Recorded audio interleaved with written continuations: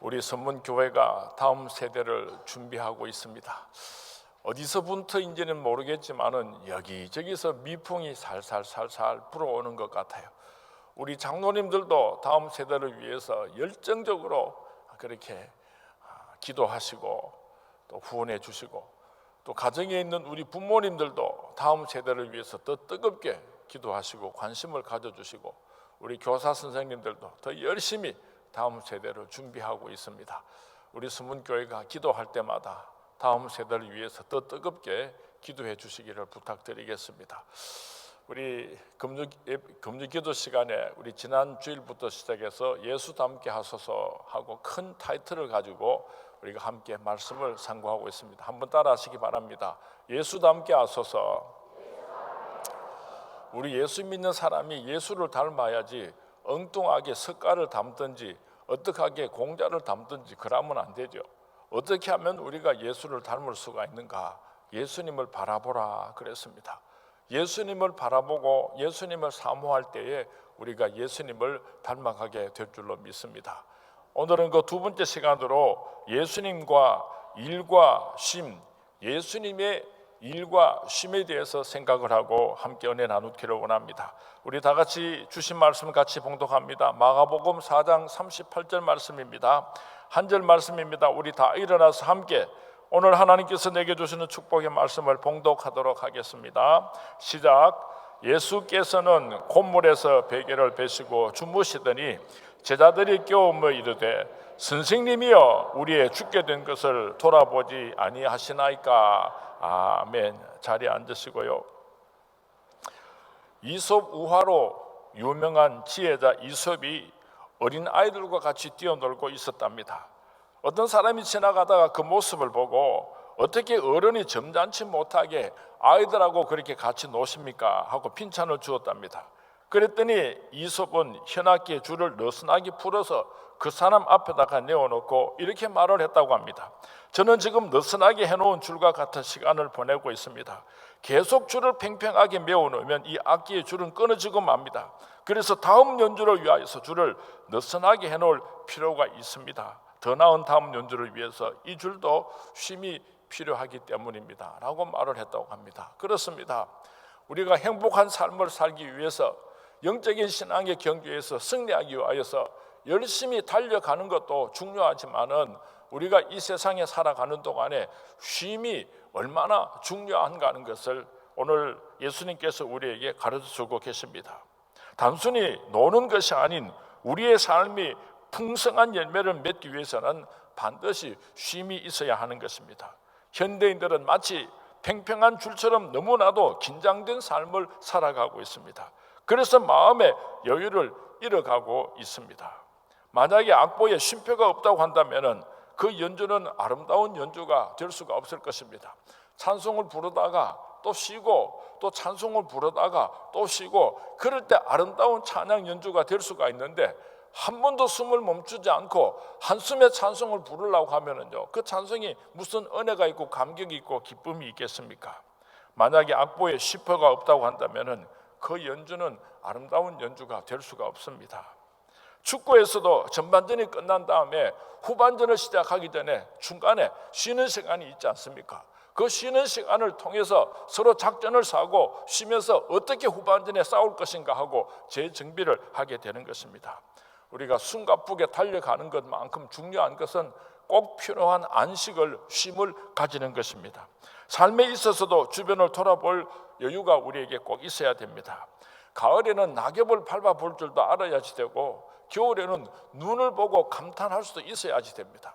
세월 가는지 모르고 아침부터 저녁까지 그렇게 정신없이 허겁지겁 살아가는 어리석은 사람이 되지 않기를 바랍니다. 또 시집도 읽어보고 음악 감상도 하는 그런 여유도 있었으면 좋겠습니다. 가족들과 함께 아름답고 귀한 시간도 가질 수 있었으면 좋겠습니다. 저 선문시장에 가서 가족들하고 떡볶이하고 순대 이런 거 사 먹으면서 같이 즐거운 시간을 가졌으면 참 좋겠습니다. 등산도 그렇습니다. 산을 올라가면은 쉬엄쉬엄 쉬어가면서 그렇게 정상을 향해서 올라가야지, 출발하자마자 정상에 올라갈 때까지 한숨에 걸어 올라간다면은 그 등산이 무슨 의미가 있겠습니까? 산천 경관도 즐기면서 그렇게 산을 올라가야 하는 것입니다. 인생도 등산과 같습니다. 중간중간에 적절한 쉼이 필요한 것입니다. 때로는 휴식이 우리에게 꼭 필요합니다. 예수님께서도 바쁜 일들 속에서도 순간순간 쉼을 가지셨던 장면을 우리에게 소개하고 있습니다. 예수님의 쉼을 보면서 오늘 우리가 어떤 쉼의 삶을 지혜롭게 살아가야 할 것인가 오늘 밤에 함께 생각해 보는 귀한 시간이 될 수 있기를 바랍니다. 첫 번째로 예수님은 열매를 풍성히 맺기 위하여서 쉼을 가지셨습니다. 우리 요한복음 4장 6절 말씀을 같이 봉독하도록 하겠습니다. 시작. 거기 또 야곱의 우물이 있더라. 예수께서 길 가시다가 피곤하여 우물 곁에 그대로 앉으시니 때가 6시쯤 되었더라. 예수님께서도 그 바쁘신 사역 가운데서도 틈틈이 쉬는 시간을 가지셨습니다. 예수님은 이 땅에서의 사역, 말씀을 가르치고 병을 고쳐주시고 영혼을 구원하시고 이 모든 사역 등을 열정적으로 그렇게 감당하시면서도 틈틈이 시간을 내시고 휴식을 취하셨습니다. 이 우주를 창조하신 여호와 하나님께서도 엿새 동안 창조하시고 하루를 쉰 것을 우리가 잘 알고 있습니다. 창조물 피조물인 저와 여러분들도 이 세상에 살아가는 동안에 반드시 쉼이 필요한 것입니다. 현대인들의 대부분은 자신도 잘 인식하지 못하는 정신질환의 고통 속에서 살아가고 있습니다. 알코올 중독자보다도 더 심한 고통을 안고 살아가는데 워크홀릭, 일하는 중독에 빠져가지고 새벽부터 밤늦게까지 정신없이 일하다가 그렇게 지쳐서 그렇게 쓰러지고 너무나 쉼과 안식이 부족한 삶을 살아가고 있습니다. 하나님께서 우리를 창조하실 때에 8시간은 잠을 자고 8시간은 일을 하고 8시간은 쉬도록 그렇게 창조하신 것이 기준입니다. 오늘 김성민 목사님하고 이야기하니까 목사님 우리 선문교회가 888 운동을 벌였으면 좋겠습니다. 그래요. 8시간 잠을 자고 8시간 일하고 8시간 쉬고 이 기준에서 여러분이 한번 생각해보고 잠자는 시간이 너무 짧으면요 잠자는 시간을 조금 늘려야지 됩니다. 너무 일하는 시간이 길면은요 그 일하는 시간을 좀 줄여야지 됩니다. 그렇게 좀 기준을 맞추어서 살아갔으면 좋겠어요. 얼마 전에 TV에서 스웨덴 사람들을 인터뷰하는 장면을 보여주었습니다. 스웨덴 사람들에게 돈을 더 많이 줄 테니까 오버타임을 그러니까 8시간 일하는 것을 2시간 더 일할 수 있도록 그렇게 직원들한테 한번 요구해보라 하고는 몰래 카메라를 가지고 그렇게 촬영을 하는데요. 스웨덴에 있는 일하는 사람들은요 2시간 더 일하라고 그렇게 사장이 요구하니까요 나 사표 내겠다 그래요. 우리 가족들도 중요하고 내가 일하는 이유가 가족들의 행복을 위해서 일을 하는데 2시간을 더 일을 하게 되면은 내 아이들하고 약속도 지킬 수가 없고 우리 가정의 리듬이 깨어지는데 만약에 2시간을 꼭 해야 된다면은 나는 사표를 내겠습니다. 직원들이 다 그래요. 한 사람이 한번 생각해 보겠습니다. 그래요. 그래서 아나운서가 물었어요. 당신은 어떻게 생각해 본다고 대답을 했습니까? 하고 물으니까요. 나는 아직 결혼을 안 해가지고 좀 생각해 볼 여유가 있다고 그러더라고요. 너무 정신없이 살아가는 것 같아요. 하루에 10시간, 15시간 막 그렇게 일을 하면요. 사람이 사는 의미가 무엇입니까? 아무리 부귀영화를 누리면 무엇합니까? 하나님께서 창조하실 때 하나님께서 기뻐하는 우리들의 모습은요. 8시간 잠을 자고 8시간 열심히 일을 하고 8시간은 또 귀하고 아름다운 휴식 시간을 가지는 것, 이것이 균형 잡힌 우리 그리스도인의 삶인 줄로 믿습니다. 여기서 우리가 한 가지 주의해야 될 것은 쉬는 것과 노는 것을 구별할 줄 알아야 됩니다. 한국 사람들은 노는 것하고 쉬는 것하고 똑같이 취급을 하는데 참 잘못되었습니다. 그래서 휴가철이 되면은 논다고 하는 것이 너무 지나쳐가지고 쉬는 것이 아니고 도리어 건강을 망치고 모든 물질을 다 소비하고 그래서 파괴되고 스트레스만 더 많이 쌓여가는 경우를 자주 보게 됩니다. 우리는 적절한 영육 간의 쉼과 안식이 필요합니다. 이것이 하나님께서 우리에게 요구하신 안식일의 배려요 또 안식일을 통한 하나님의 사랑입니다. 제가 미국에 있을 때에 저희 교회 성도님 가운데 한 사람이 세탁소를 하는데요. 세탁소는 막 아침부터 저녁까지 막 얼마나 바쁜지 몰라요. 한번 그 세탁을 잘못하게 되면 엄청난 일이 일어나게 됩니다. 다람쥐를 한번 잘못해가지고 눌러버려도요. 그 변상해 주려면 엄청나게 큰 일이 일어납니다. 그 물건이 섞여도 안 되고 하루도 쉴 수가 없어요. 그러다가 보니까 간을 다쳤어요. 간을. 그래서 의사 선생님이 당신은 이 간 치료를 지금 급하게 하지 않으면 죽습니다 하고 사형 선고를 내렸어요. 그런데도 불구하고 이 세탁소를 멈출 수가 없으니까 계속해서 세탁소 일을 하는 거예요. 옆에서 보는 사람들이 답답해서 견딜 수가 없어요. 아니 돈 아무리 많이 벌면 뭐하냐고, 죽으면 뭐하냐고, 좀 쉬어야지 된다고, 치료하라고. 그래도 멈추지를 못하는 거예요. 그러다가요 그만 교통사고가 나가지고 다리가 딱 분질러졌어요. 그래서 3개월 동안 다리를 이렇게 드러나놓고 꼼짝도 못하고 기부스를 하고 그렇게 병원에 들어 누워 있는 거예요. 3개월 동안 다리를 부러뜨려서 꼼짝도 못하고 있다가 퇴원해서 나오니까요 세상에 간이 다 나왔어요. 간이. 그래서 지금도 살아있어요. 그 사람은 교통사고 안 났으면요 벌써 죽었을 사람이에요. 오늘날 많은 사람들이 무엇이 더 소중한지를 잃어버리고 그저 일만 열심히 하면 그러다가 내가 죽을 수밖에 없는 그런 위험천만한 형편에 놓이더라도 그것을 멈추지 못하고 계속해서 달려가는 거예요. 예수님께서 오늘 우리에게 말씀하십니다. 좀 쉬어가거라. 좀 쉬어가거라. 무엇이 그리 바쁘노? 좀 쉬어가거라.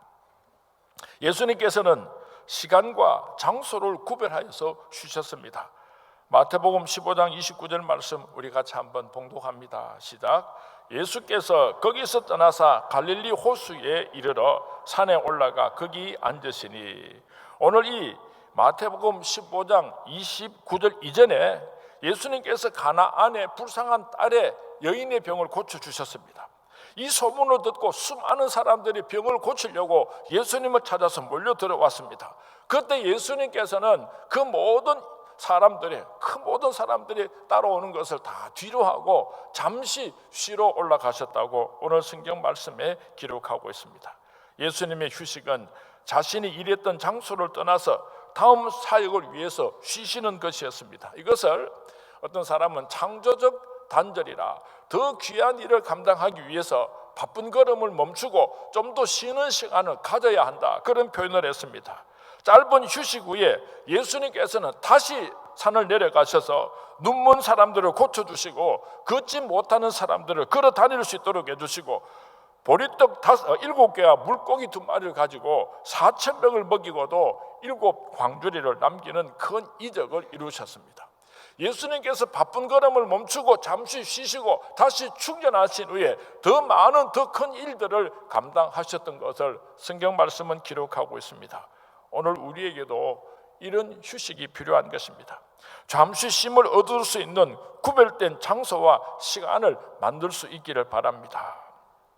우리 장로님들께서 작년부터 목사님 너무 열심히 목회하지 마시고 1년에 한 달이라도 안식으로 가지고 좀 쉬었으면 좋겠습니다 하고 쉴 수 있도록 허락을 해주셔서 얼마나 고맙고 감사한지 몰라요.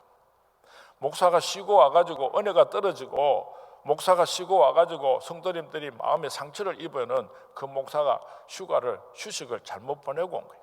쉬고 와서 힘을 얻어서 더 힘있게 교회를 잘 섬길 수 있으면 그 휴식은 우리에게 꼭 필요한 것입니다. 내일 새벽에 우리 김승민 목사님하고 같이 저 일본 히메지 교회 가서 말씀을 증거하고 며칠 있다가 돌아오려고 하는데요. 제가 하나님 앞에 약속을 했습니다. 하나님, 큰 교회 목사가 한국 교회를 위해서 어떻게 섬길 수가 있겠습니까? 그러다가 하나님께서 제게 감동을 주셨어요. 힘들고 어려운 교회들 찾아가서 사람이 받지 말고 잘 섬기고 오면 얼마나 큰 도움이 되겠느냐. 그래서 작년에 농어촌 미자립교회를 제가 5교회를 가서 그렇게 말씀을 전가하고 왔습니다.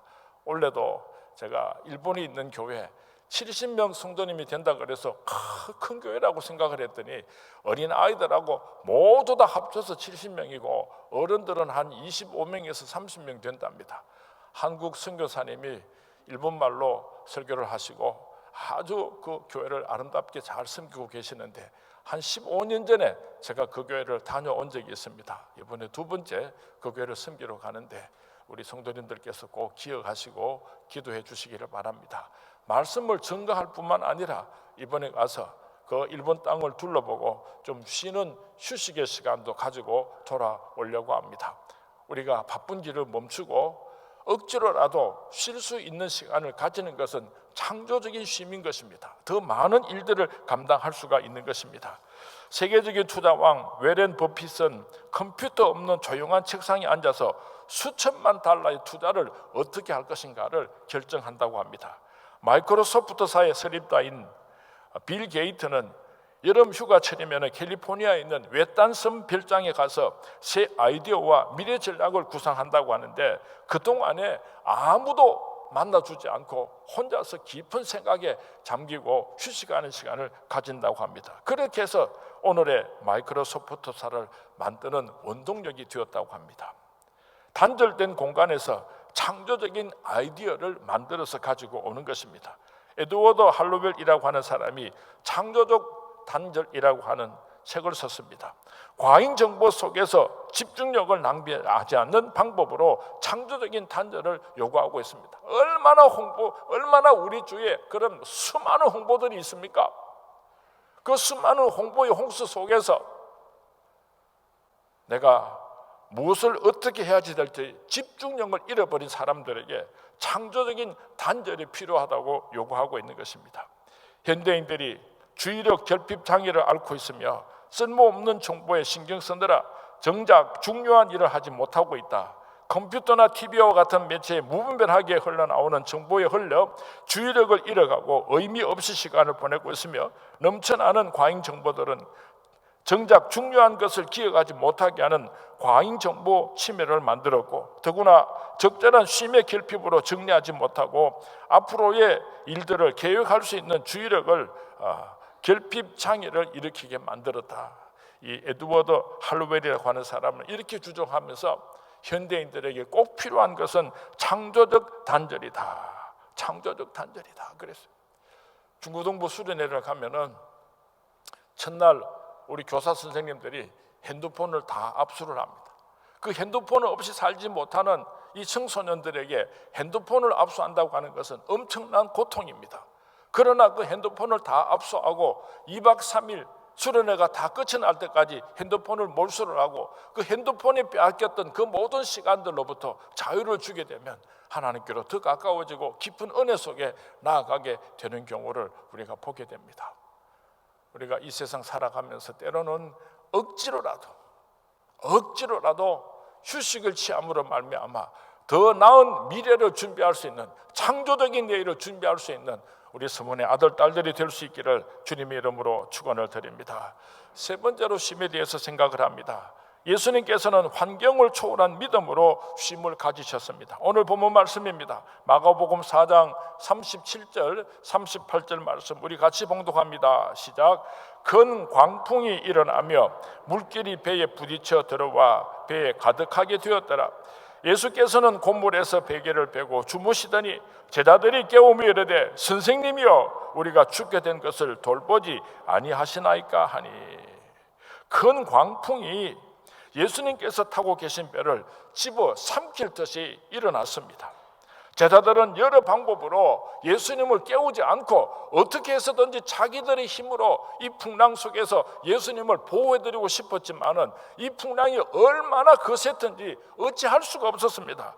그래서 제자들은 하는 수 없이 예수님을 깨우게 됩니다. 선생님이여 선생님이여 우리의 죽게 된 것을 돌보지 아니하시나이까. 인생을 살다가 보면은 평온한 날들만 있는 것은 아닙니다. 광풍을 만나고 큰 파도를 만날 때도 있을 것입니다. 하지만 우리가 예수님을 통해서 분명히 배울 수 있는 것이 있습니다. 예수님께서는 그 풍랑 속에서도, 그 어려운 역경 속에서도 잠을 주무시며 쉼을 가지셨다고 하는 것입니다. 이것은 어떤 것도 예수님의 쉼을 방해할 수 없음을 의미하고 있는 것입니다. 어떻게 예수님께서 폭풍우 속에서도 그렇게 편안하게 잠을 주무실 수가 있었습니까? 이것은 예수님의 믿음 때문이었습니다. 세상의 주관자가 하나님이심을 믿었고 그 하나님께서 나를 지켜주신다는 확신이 있었기 때문에 이 믿음으로 인하여 예수님께서는 그 폭풍우 속에서도 곤히 잠을 주무실 수가 있었던 것입니다. 사랑하는 자에게 잠을 주시는도다. 오늘 우리가 이렇게 힘들고 어려운 환경과 역경 속에서 어떻게 고운하게 잠을 잘 수가 있는가? 그것은 믿음입니다. 하나님께서 나를 아시고 하나님께서 나를 지켜주신다는 확실한 믿음이 있을 때 오늘 우리는 어려운 가운데서도 쉼을 얻을 수가 있는 것입니다. 그래서 예수님께서는 제자들을 향하여서 왜 나를 깨웠느냐 그렇게 말씀하지 아니하시고 어찌하여 이렇게 무서워하느냐, 너희가 어찌 믿음이 없느냐고 꾸짖으셨던 것입니다. 성도의 특권은 인생의 항로에 창조주 하나님께서 우리의 선장이 되신다는 것을 믿고 살아가는 것입니다. 우리 원로 목사님께서 이 이야기를 참 잘하셨는데요, 조그마한 어린 소년 하나가 아주 급하게 달려가는 급행 열차 속에서 노래를 부르고 신내나서 어쩔 줄은 모릅니다. 옆에 있는 아저씨가 하도 신기해가지고 야 이놈의 새끼야, 이 기차가 이렇게 심차게 이렇게 빨리 달려가는데 너는 겁도 안 나니? 하고 물으니까요, 이 기차가 빨리 가는 건 겁이 나지만 우리 아버지가 이 차를 운전하는 기관사인데요 그랬다 안 합니까? 예? 이 역사의 지구촌이 그렇게 광속도로 달려가고 그렇게 무서운 속도로 어디론지 그렇게 막 달려가고 있어도 우리가 그 속에서 편안하게 잠을 자고 휴식을 쉴 수 있는 것은 하나님께서 이 역사를 주관하고 계시기 때문입니다. 이 믿음으로 어려운 역경 속에서도 편안한 안식을 얻으시는 우리 선문의 모든 성도님들이 될 수 있기를 주님의 이름으로 축원을 드립니다. 좋은 결과와 행복한 삶을 누리기를 원하신다면 우리는 예수님께서 보여주신 모범처럼 쉼을 가져야지 됩니다. 우리는 한없이 일만 할 수 없으며 한계를 가지고 있습니다. 또한 많은 시간을 투자한다고 해서 반드시 좋은 성과를 거두는 것이 아닙니다. 오늘 세 가지를 우리가 꼭 생각했으면 좋겠습니다. 효과적인 결과를 위해서 반드시 쉬는 시간을 가질 수 있게 되기를 바랍니다. 시간과 장소를 구별하여서 창조적인 쉼을 가질 수 있게 되기를 바랍니다. 참다운 쉼을 원한다면 하나님께서 나와 함께 하시는 이 믿음을 가지고 어려움 가운데서도 편안함을 쉼을 누리시는 우리 선문의 모든 성도님들이 될 수 있기를 주님의 이름으로 축원을 드립니다.